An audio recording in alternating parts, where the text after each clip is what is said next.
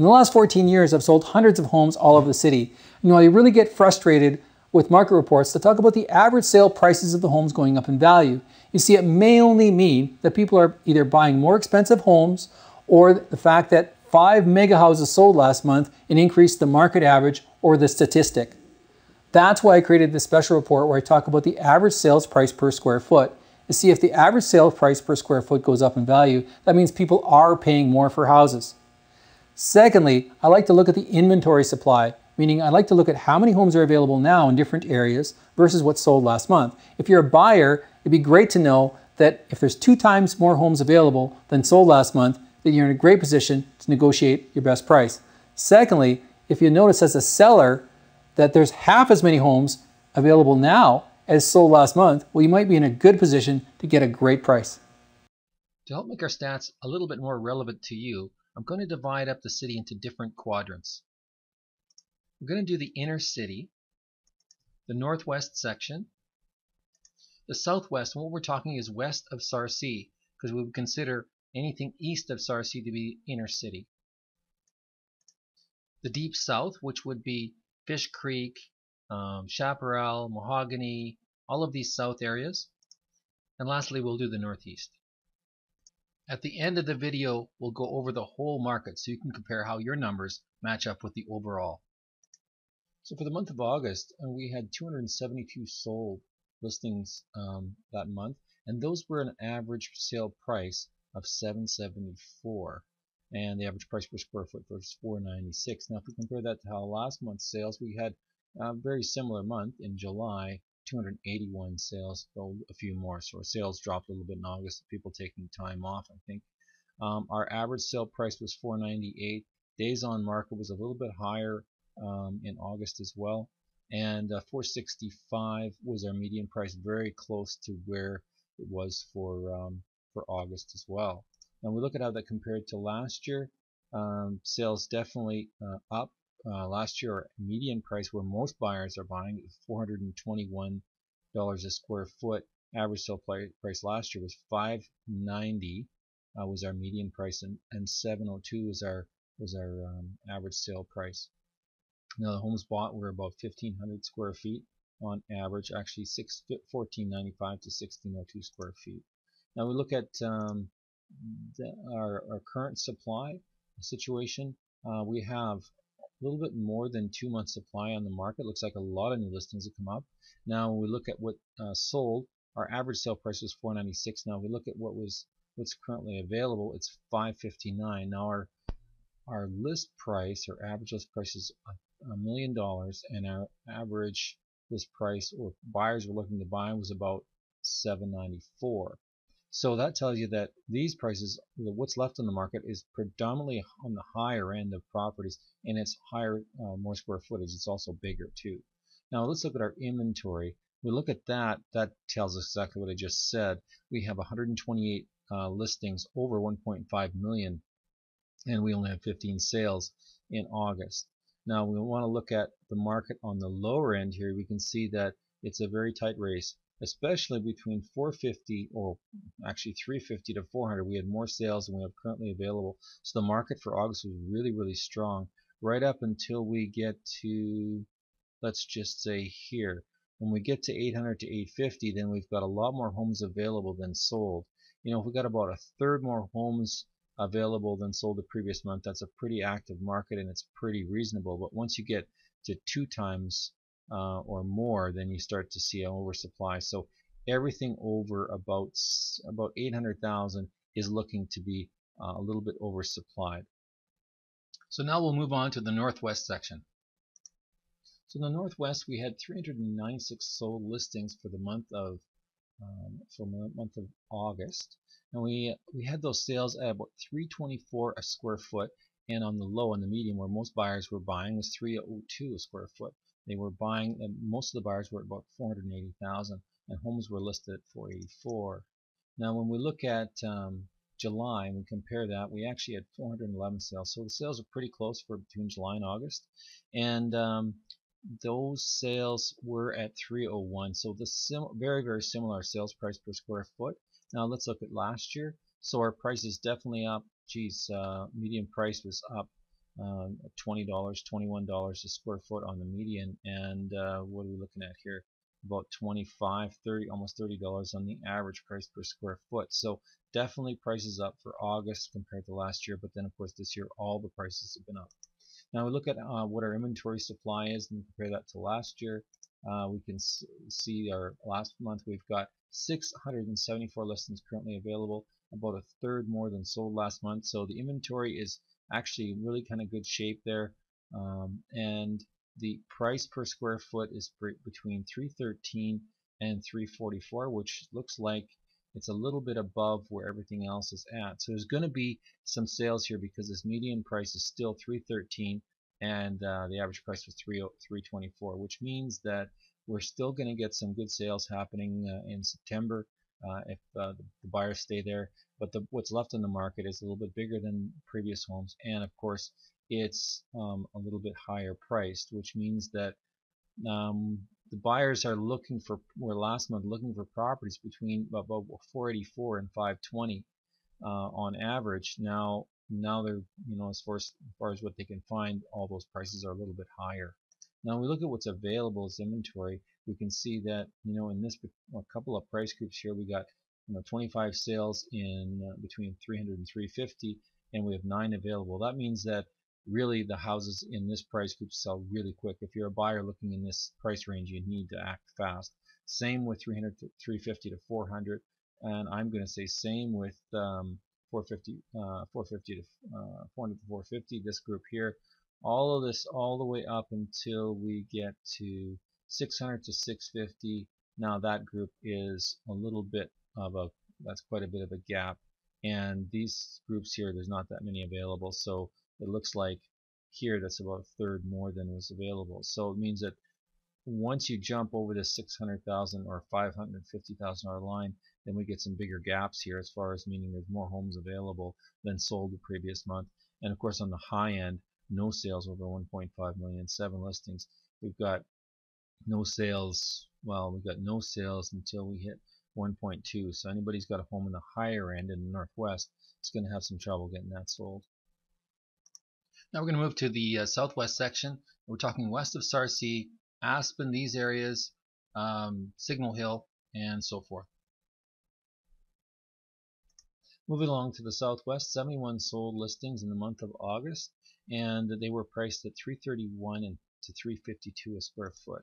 Now, when we look at how that compared to the previous month, we had a little bit higher pricing in July than we do in August down in the southwest there. So when we look at that area, we got and actually the sales were about the same time frame too. So the sales are about the same as they were the previous month, and actually the average sale prices were a little bit higher last month, in the month of July, than they were in August. Now we want to compare that to last year. 91 sales in that month as well, and when we look at, we had a high sale actually, was last month was 2.2. Our high sale in the previous month was 2.4. So that might have contributed to our average sale price being a little bit higher here. But these numbers often go in reverse when you look at the average, and the median prices here were 700 for this last month and 728 for the last month. So it wouldn't really have increased the median price that much. Now we look at the previous year, 308 was our average or median price, was where most of the heavy buying is, and 323 was our average sale price. So prices are definitely up from where they were, that's for sure. Now we look at the inventory supply up there, 255 active listings, and those listings are priced at anywhere from 405 to 715 a square foot. Now the buyers were looking for homes that were priced between 336 and 358. So when you look at from that perspective, you have to remember that, and also the price point. The price point where we got homes available is 959 to 1.2 million, where buyers are really looking for homes that are 709 to 797. So that gives you an idea of just where the market's at. There's a lot of homes available on the market.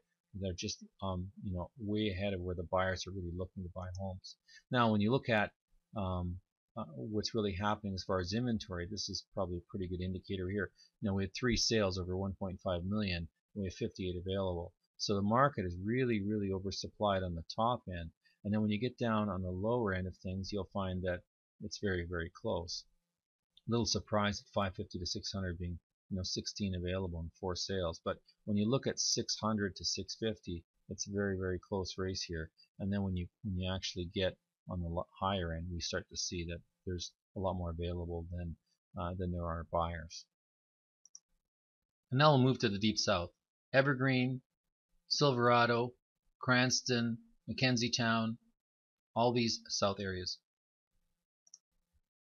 Okay, so 396 sold listings for the month of August, and they sold in an average of about 29 days, and they were sold, the highest sales group was 280 a square foot, and then that's the majority, and then of course our average was 299.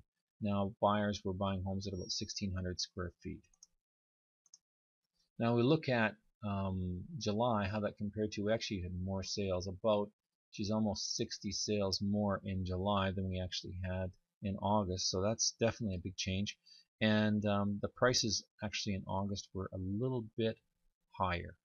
So I think that this high-end sale probably could have changed our average price per square foot, because it sold for $637, clearly $100 a square foot higher than the highest sale the previous month. So that probably skews our numbers a little bit. Now when we look at how that compared to last year, 399 sales last year, and those are priced between 263 and 278, and also we had a high sale of 2.3 million, which didn't increase the market average all that much. So that tells you that the market is definitely up compared to last year for the same month.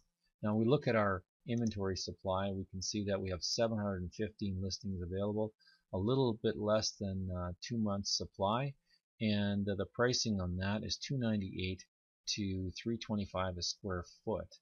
And the buyers were looking to buy homes anywhere from $469 to $496, and what's currently available is priced higher than that. So there's not going to be these higher end are going to be a little bit harder to sell, and because they're priced higher per square foot, and they're also not where most of the buyers are really looking. And they're also bigger homes, of course, 1872 square feet for the median, where the buyers are really buying 1665. Now if we look at where inventory supply is, this surely tells the story right here.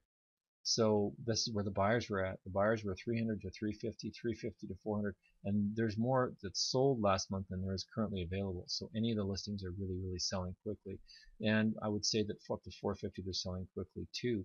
But then 450 to 500, here's where you got double the inventory than what's available, and in every category you've got that happening. So you got a really market that's really up to about 450. That's where it's really hot, and then beyond that, it's really not.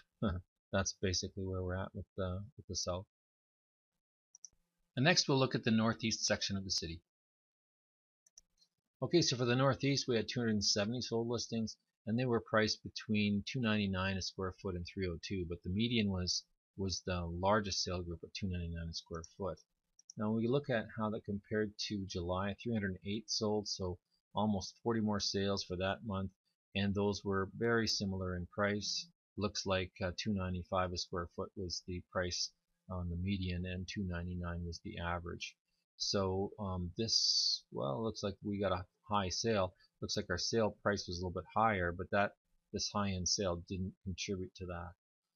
Now we look at compared to last year, 270 sales in the same month. It's pretty crazy that there was exactly the same amount of sales, but those sales were $270 a square foot on average, and $270 for the median, so exact matching numbers there. Now we look at our inventory supply. We have almost 2 months supply there, and that supply is priced at $317 to $320 a square foot. The buyers are really looking at $306 to $309, and they're looking to buy homes that are priced between $372 and $374. Wow, that's tight. And where the active listings are $379 to $397. So it looks like this market here they're asking a little bit more for the same size of homes, but they're fairly close in their asking price, which means that there's going to be still a fair amount of active sales up there. It's going to remain pretty strong. Now we look at the inventory supply, you know, it's pretty tight. I would say that this is pretty good market. Of course, if you're looking for a house up to 200 or up to 250, like an attached or something like that, you better make your decisions quickly. There's not much available there. But, and even when you go up to, I would say 300, there's still not that much there. And then when we get to, well, even up to 400, it's pretty tight. And then after that, there's an oversupply situation. After that, you've got your time to wait. But even at this level, you really have to make decisions, even up to 400, because 45 related to 100 sales is really still very close in my opinion. Okay, so looking at our overall market, if we want to compare it to last year, last year we actually sold 2,953 homes last year. This year we sold 3,100 homes in August. So it's only less than 50 homes that were more than the previous year. So it doesn't really indicate the prices are a lot higher. It could be because of inventory supply on the lower end is what's holding back this big increase in sales that we could be having. Now we have inventory of 8,500 listings last year. This year now we've got 9,000 listings. That's a lot, you know, partly due to the fact that we've had a fair amount of sales this year that have taken the inventory away, because we had an increase of, last year we had 4,000 new listings added in August. This year we had 500, almost 500 more than that, which means that we actually, there's 500 people who decided that the market was hot, will put our home on the market. Either that or it's new builds. So that gives you a little bit of idea. Now the average sale price, which I don't like to look at, like to look at price per square foot, went down in August, but that just might mean that people bought more expensive homes. It doesn't mean, or less expensive homes. It doesn't mean that the market went up or down. The average price per square foot is really what to watch. Our median price was $415. Which is quite interesting. So that really tells you that this 467 isn't really where most people are buying. Most people are buying below that, and that's the indications I showed just about every market, every sector. So average days on market overall is 41 days, so a little bit over a month. And that was this is combined days on, just the days on market was 79. So there's a lot of properties that aren't selling or coming back on the market and then selling later. By now, you're probably interested in more specific information on the neighborhoods you're looking to buy or sell in. And I know your neighborhood. Give me a call. Back when I started selling real estate, over 90% of the homes I sold were expired listings or homes that other agents couldn't sell. During that time, I learned from my clients the many frustrations that they had selling their homes. Yeah, we had the home about, twice with some other agencies, you know, and they couldn't sell the house. We don't know why. It's a beautiful house. There was not any interest shown at all in our home by anybody that came and viewed it. Too many of the other MLS realtors who'd come to show the house, they wouldn't have a clue. We didn't get any feedback on our showing. Last time our house was in the market about 3 months, and we never got any offers. It's for these reasons I have a very detailed approach on the way I sell my clients' homes. But here's what my clients had to say. We had our house on the market last year for about 6 months, right, Bruce? Correct. And it's a high-end house. It's across the street from the park. It was listed at $1,299,000, and we just really didn't get any offers or any traction on the house, and we couldn't figure out why. Our realtor was really good, really nice guy, but we were asking him for more of a marketing plan for the house, and it just didn't seem to come. So in August, we took the house off the market, and we decided to relist the house in January, yeah. And at that point in time, I remember seeing a brochure that Trent had done up, and that brochure from his company explained how he used video from a marketing perspective and all these other marketing techniques to actually move your house on the market. And we were really impressed with it, so we gave him a call, and Trent came in, and after we had a short conversation with him, we interviewed 3 other realtors, by the way, and none of them had the marketing strategy that Trent has. So Bruce and I decided, okay, let's take a chance with Trent for 90 days, see what happens. We listed it for the same amount of money, $1,299,000. And luckily, within 36 hours, amazing actually, our house sold at $1,250,000, and we were really happy. When we were interviewing the buyers, they actually shared with us that they saw our house on the market last year, and they looked at the photographs that were on the MLS, but it didn't really tweak their interest, so they just passed it by. They didn't come up to see the house, and they don't live far away. They're only a few blocks away, but nevertheless, they turned it down. And then when they saw Trent's video, they were really excited, and they said, we got to have a look at this house. And they came up, and they were the ones who made the offer and bought the house. So we're really happy for both Claudia and her husband, and for us to have moved this house so quickly. So thank you, Trent. Job well done, very professional. We had our home listed for 4 months in the fall, and it just didn't sell. We had a little interest at first, but then it just died down. After the new year, we got some information in the mail from Trent, and he was able to show us the advantages of video marketing, and he showed off our home to its best advantage. You know, it's not a show home, it's not a new home, but it's a comfortable home. And he was able to show that and get that information out to lots of people. And we had so many showings. We had, 1 or 2 showings a day. Some days we had so many showings we weren't even able to come home for meals. There was that much interest in our home. Another thing Trent was able to show us was that the market was actually good in November when we had our home listed before, and that was when there was no interest shown in ours. And there were homes selling in this neighborhood for actually less than what we got for ours just this past week. We sold it in about 4 weeks with Trent, and we're really excited to be, we got a price that we're happy with, and moving on. This is just 2 examples, but in 13 years of marketing homes, I've got hundreds of examples of turnaround situations. High and low-end homes, fixer-uppers, show homes. I've marketed a home just like yours. So call me today for a low-pressure interview to discuss the sale of your home.